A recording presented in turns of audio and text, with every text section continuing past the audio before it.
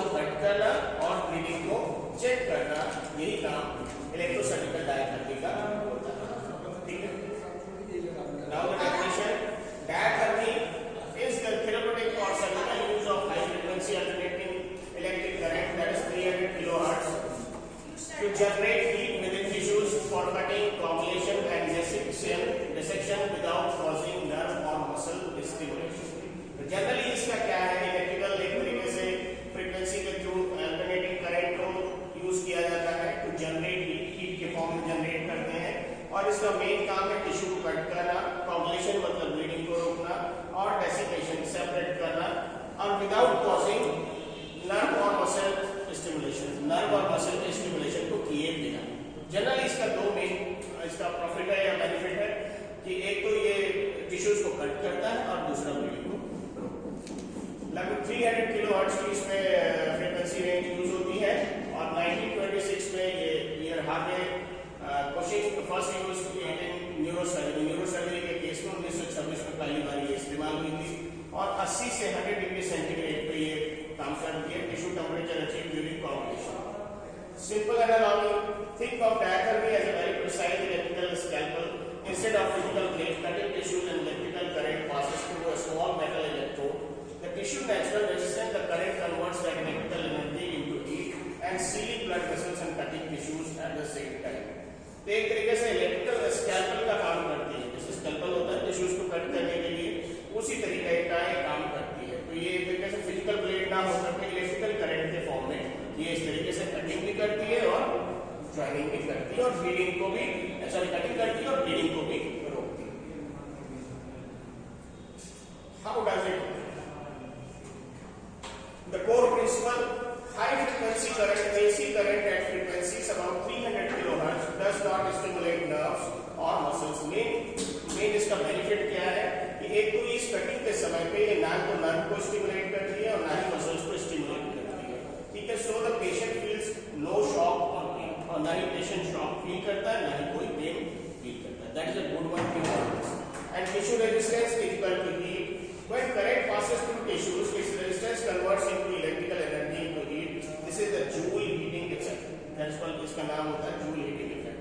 Localized heat effect, because the active electrode is tiny, directly electrode होते हैं बहुत छोटे होते हैं, current density is very high, इसकी डेंसिटी काफी हाई होती है at the tip, जो अगला हिस्सा होता है डायथर्मी का, वो सबसे अगला हिस्सा तो उसकी हीट सबसे ज्यादा होती है।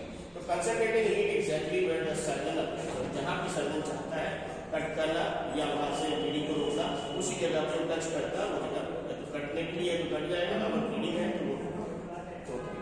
Return electrode plate, in monopolar mode, current travels through the patient's body back to a large dispersive plate spread over a wide area so that generates no heat at the plate। तो heat plate पे भी heat revert होने के कारण इस तरीके की mechanism होती है कि प्लेट की जो नीचे होती है वो हीट नहीं होती।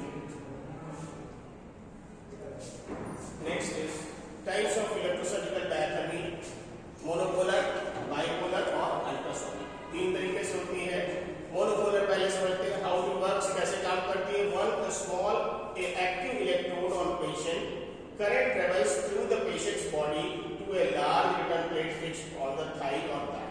तो ये एक तरीके से एक स्मॉल एक्टिव इलेक्ट्रोड होता है पेशेंट के पास, and current travels through the patient's body to a large return plate fixed on the thigh. Patient के पास थाई या बैक के पास एक लार्ज प्लेट होती है, फिक्स होती है। Use for general surgery, general surgery में यूज होता है कटिंग और कोagulation के लिए। जनरली कहाँ पे? एब्डोमिनल सर्जरी में, थोरेसिक सर्जरी में, ऑर्थोपेडिक प्रोसीजर्स, इन तीन में। ठीक है, most widely use requires return plate की इसमें रिक्वायरमेंट होती है। बाइपोलर में how it works, both electrodes on the tips of the force, forceps जो आगे फॉर्सेप होता है उसी पे होते हैं, and current only passes between the two tips, दो टिप्स जो होते हैं उन्हीं में ही पास करती है, through a टिनी amount of tissue between them. और जो बीच का जो टिश्यू होता है एक से दूसरे के बीच में ही करंट फ्लो करती है और उतने पे ही काम करती है। Use for generally neurosurgery, microsurgery, delicate tissues, near nerves.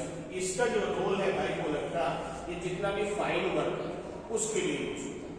ठीक है, तो यहाँ पे देखिए आप न्यूरोसर्जरी, माइक्रोसर्जरी या फिर जो डेलिकेट बहुत नाजुक ऊतक होते हैं उनके लिए होता है, ताकि जो नर्व्स के पास होते हैं वो डैमेज ना हो। No return plate is needed, इसमें कोई रिटर्न प्लेट की जरूरत नहीं है। Safer near nerves, short current path, generally ये नर्व्स के पास काम करने के लिए सबसे सुरक्षित होती है और इसमें शॉर्ट करंट पाथ होता है, बिल्कुल पास में। अल्ट्रासोनिक पे क्या है, how it works, vibrates at 55,000 hertz rather than using electrical current through tissues. Friction from vibration generates heat for cutting and coagulation. तो इसमें क्या वाइब्रेशन के थ्रू जो है एक तरीके से इलेक्ट्रिकल करंट जनरेट होती है और इससे फिर कटिंग होती है, ठीक है, और coagulation. Use for laparoscopic surgery, जो लैप्रोस्कोपिक सर्जरी होती है उसमें थायराइड की surgery and colorectal surgery. Colorectal कहते हैं जो आपकी आंतों से संबंधित और रेक्टम से संबंधित जो हिस्सा होता है उस पर जो सर्जरी होती है उसके लिए यूज होती है। And less internal thermal spread, और ये जो इंटरनल थर्मल स्प्रेड होती है, हीट देंगे तो इसकी हीट स्प्रेड करती है, वैसा इसमें उतना नहीं होता। Next is no electrical current through body, कोई इलेक्ट्रिकल करंट बॉडी के थ्रू इसमें जाती है एंड वेरी प्रिसाइज, और ये बिल्कुल प्रिसाइज पिन पॉइंट आप उस जगह पर अप्लाई करेंगे तो पूरी सी कटिंग करना करेंगे। Next is surgical effect, cut, coagulate and bleed. By adjusting the waveform of the electrical current, the surgeon can produce three distinct tissue effects. तीन तरीके के इफेक्ट इसमें जनरेट होता है, पहला कट, दूसरा coagulate, तीसरा bleed, वन बाय वन। इसमें वेवफॉर्म क्या होती है, कंटिन्यूअस होती है, uninterrupted sine wave at full power, पूरी पावर के साथ फुल वेव इसमें जाती है और कंटिन्यूअस होती है। इफेक्ट क्या होता है, रैपिड, तुरंत, intense heat vaporisers, intercellular water, cells explode and tissues is separated clean, इसमें टिश्यूज सेपरेट हो जाते हैं क्लीन। पावर क्या है, low voltage, clean, precise incision इसमें मिलता है। टिप क्या होता है, electrode help slightly off tissues, art cutting. Coagulation में, कोगुलेट में वेवफॉर्म इंटरप्टेड पल्स होती है इसमें, मतलब ऐसा नहीं कि एक बार में कोई जाएगी फिर थोड़ा सा हो जाएगी, तो इसमें इंटरप्टेड होती है waveform, current on only 6% of the time, ठीक है। Effect slower, lower heat causes protein denaturation, slower होती है और लोअर हीट जो कम हीट होती है causes protein denaturation and blood vessel ceiling, protein का डीनेचुरेशन होता है और ब्लड वेसल सील हो जाती है, ठीक है, विदाउट वेपोराइजेशन, सेल्स के वेपोराइज होना। Power, high peak voltage to penetrate and tip क्या है, प्रेस इलेक्ट्रोड एंड टिश्यूज और several second, good for bleeding control. Blank में क्या है, वेवफॉर्म, इसमें मॉड्यूलेटेड वेवफॉर्म होती है, current on 50% off the time, intermediate setting, generally जो जितने टाइम के लिए इसको दिया जाता है उसमें 50% टाइम पे ये मॉड्यूलेटेड फॉर्म में करंट जो वेवफॉर्म में जाती है। इफेक्ट क्या होता है, combination of cutting and hemostasis, cutting करती है और उनके जो बहाव उसको रोकती है। Slightly slower than pure cut with some combination, थोड़ा सा कम उसके हिसाब से इफेक्ट होता है। पावर, इंटरमीडिएट वोल्टेज, इसमें जो वोल्टेज होता है ना बहुत ज्यादा ना बहुत कम, बीच का, ठीक है। एंड टिप इसमें क्या है, useful when tissue bleeds easily, वहां पे यूज अच्छा है जहां पे बहुत आसानी से ब्लीड कर जाते हैं।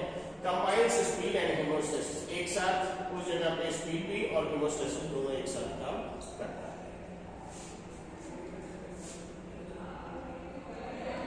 की components of an electrosurgical unit, ESU generator, active electrode, return electrode, connecting cables, foot pedals and patient isolation system, ये इसके पार्ट्स हैं इस तरीके से।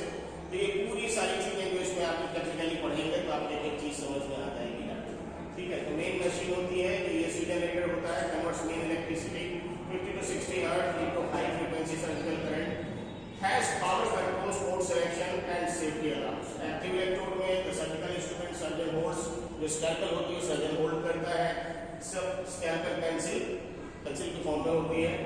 बॉल इलेक्ट्रोड, नीडल लूप और forceps, small tip concentrates current intensity for maximum effects. इस तरीके की सारी चीजें जो इसमें है वो इस सारी जितनी भी चीजें हैं, जैसे कनेक्टिंग केबल से जो से जुड़ी हैं, ये पैडल हो गया जो नीचे से कनेक्ट होता है, हैंड स्विच होता है, या पेशेंट का आइसोलेशन सिस्टम होता है। मॉडर्न जो इस समय जो सिस्टम चल रहा है वो इसमें अप्लाई होते हैं, जिससे माइक्रोशॉक की स्टेट होती है कि शॉक ज्यादा नहीं लगता है। And circuit continuously monitor electrode contact पर, जो सर्किट्स होते हैं वो कंटिन्यूअसली मॉनिटर करते हैं इलेक्ट्रोड की एक्टिविटी को। मेन समझ लीजिए मोनोपोलर और बाइपोलर।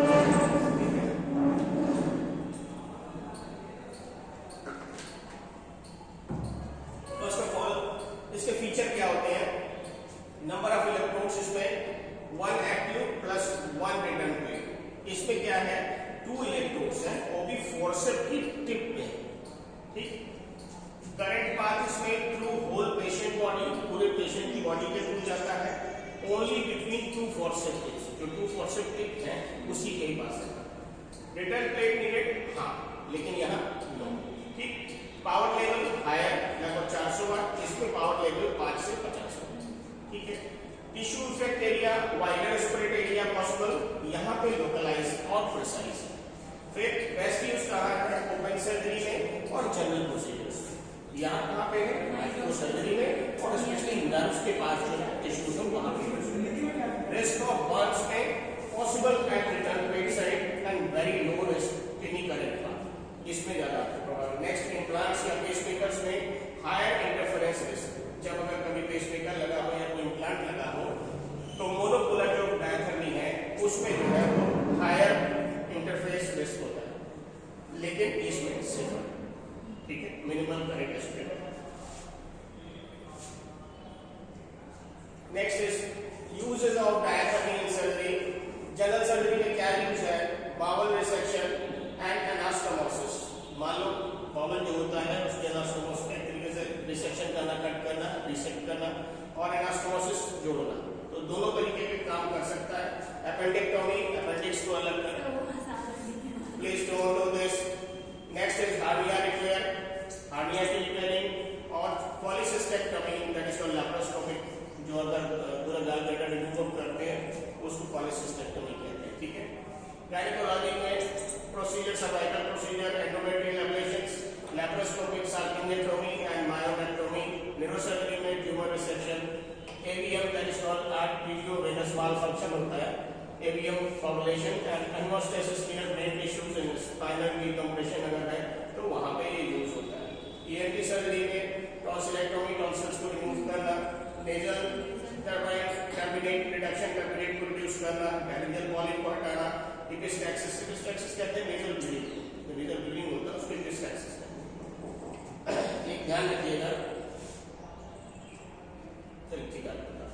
यूरोलॉजी में ट्यूबार्जी, that is called transurethral resection of prostate, that is called prostate resection, bladder tumour resection, circumcision and kidney stone surgery, इन सारे में ये यूज होता है। नेक्स्ट, ऑर्थोपेडिक्स में arthroscopic procedures, soft tissue release, meniscus जो होते हैं उनको रिमूवल के लिए और वुंड हेमोस्टेसिस, इन सब में। मतलब कुल मिला के अलग अलग डिपार्टमेंट्स की सर्जरी में इस डिवाइस से आपको काम करना ही है, ये बात याद रखिएगा, इसके बिना काम नहीं चलता। Next is advantages of electrosurgical diathermy. पहली चीज, साइमल्टेनियस कट और सील करता है, एक साथ ही कट भी करता है और सील भी करता है, ये बहुत अच्छी बात है। दूसरा, रिड्यूस ऑपरेटिंग टाइम, समय कम ले लेता है।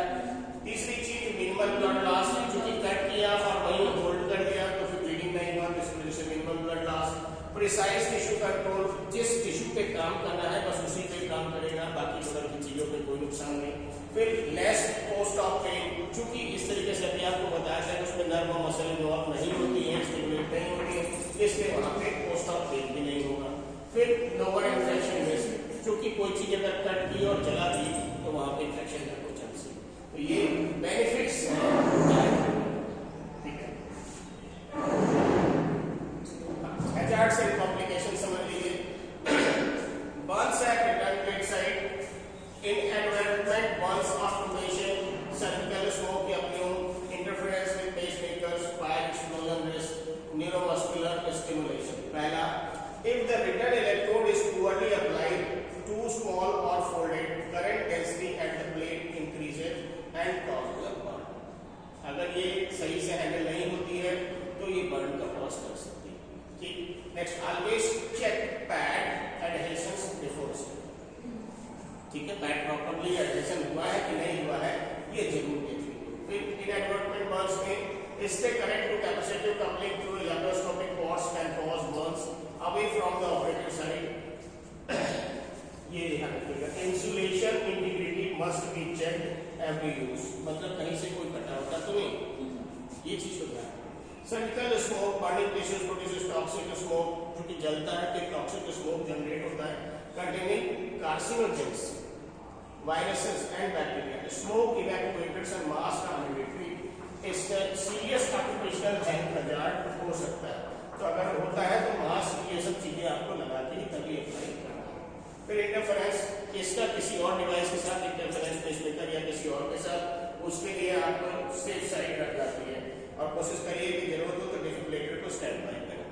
ठीक है। Fire and explosion risk, directly near alcohol soaked traps, अगर अल्कोहल से सोक्ड ट्रैप है या बाउल गैस है जिसमें हाइड्रोजन या मीथेन है और oxygen rich environment can ignite fires, अगर ये गैसेस हैं तो वो जो गैसेस होती है ऑक्सीजन को या उस तरीके की गैसेस तुरंत आग को प्रभावी बना देती है, क्योंकि स्पार्क हुआ तो फायर जनरेट हुई, एनवायरनमेंट में कुछ है तो फ्लेयर कर देगा, दैट कैन बी हैपेंस। तो never activate near inflammable materials, इसके आसपास कोई भी इन्फ्लेमेबल मटेरियल्स यूज ना हो।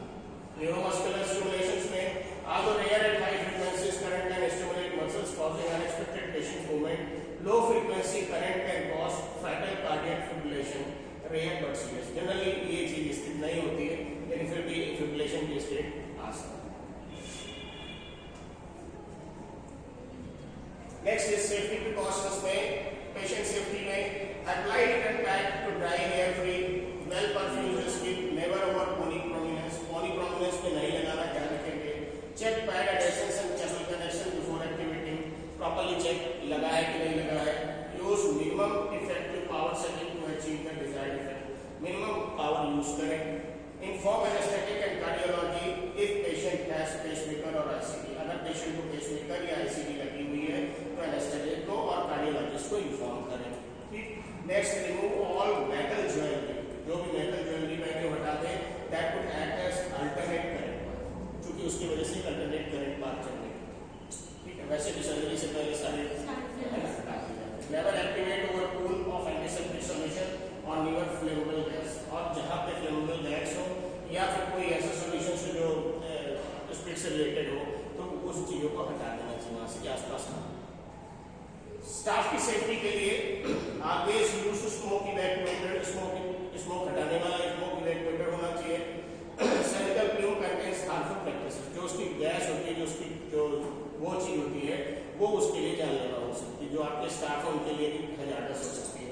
Wear filtered mask, filter mask पहनिए, not standard surgical mask during diathermy, जब डायथर्मी हो तो फिल्टर मास्क यूज करिए, filter face mask. Inspect all cables and electrode insulation before you choose, जब भी आपको डायथर्मी यूज करनी है तो उसके सारे वायर को प्रॉपर्ली चेक कर ले, कहीं से कोई कटा तो नहीं है, खुला तो नहीं है, कोई डैमेज तो नहीं है। ठीक है।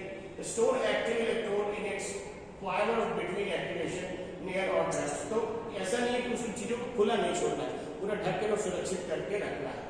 Ensure fire extinguisher and bed strap are immediately available, fire extinguisher आपके ओटी में प्रॉपर है कि नहीं है चेक होना चाहिए और वर्किंग स्टेट में होना चाहिए और इमीडिएट अवेलेबल होना चाहिए। ये नहीं कि रखा साहब बाहर रखा दूसरे चैम्बर में, जब तक वहां जा रहे हैं तब तक यहाँ फायर पकड़ ली। So be cautious. Annual competency check on all staff using diathermy equipment, हर साल जो स्टाफ है उसकी इस तरीके से कॉम्पिटेंसी का चेक होना चाहिए कि डायथर्मी से रिलेटेड कॉन्सिक्वेंसेस को हैंडल करने में सक्षम है या नहीं। ठीक है, ये भी एक इंपॉर्टेंट एस्पेक्ट ये स्टाफ के। Next is diathermy in laparoscopic surgery.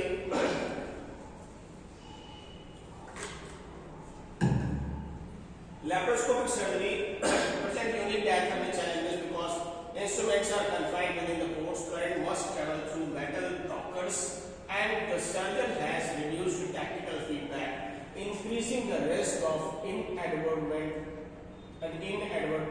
thermal injury.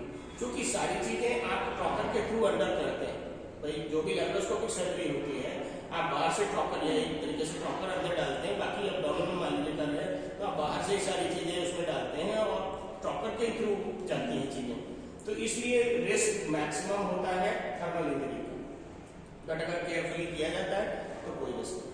ठीक है। नेक्स्ट डायरेक्ट इसमें प्रॉब्लम क्या क्या है, जो direct coupling, capacitive coupling, insulation failure, ये सारी चीजें इसमें हो सकती है। बेस्ट प्रैक्टिसेस क्या होना चाहिए लैप्रोस्कोपिक डायथर्मी में? Keep active electrode visible on screen at all times before activity. Activate करने से पहले आपकी स्क्रीन पे all time before activity electrodes आपके विजिबल होने चाहिए। ठीक है, ऐसा ना हो कि इलेक्ट्रोड ना दिखे और आप कोई प्रोसीजर कर रहे हैं तो फिर दिक्कत हो। नेक्स्ट इज प्रेफर बाइपोलर और ultrasonic devices near bowel, ureter and major vessels. Generally यही यूज किया जाता है, बाइपोलर या ultrasonic device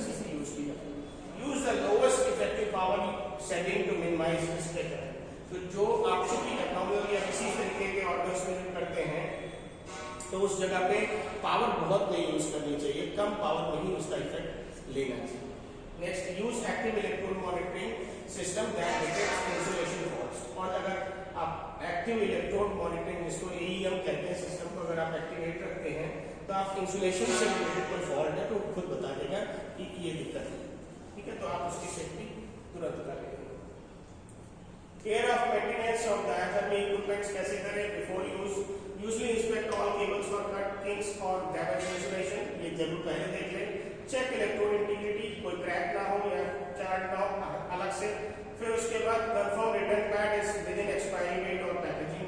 next, test alarm functions on ESU generator पर manufacturing protocols and install the smoke evacuator filters within the service van. जितनी पहले बातें हुई थी लगभग वही सारी चीजें हैं।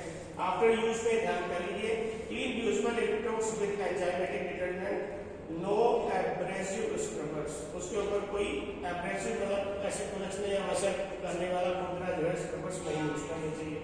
Inspect for damage after every case before sterilisation, हर केस के बाद जरूर इसका स्टेरिलाइजेशन चेक कर लें। Dispose of single use electrode and return pads as clinical waste, अगर सिंगल यूज वाला है तो उसको डिस्पोज ऑफ करके दूसरा।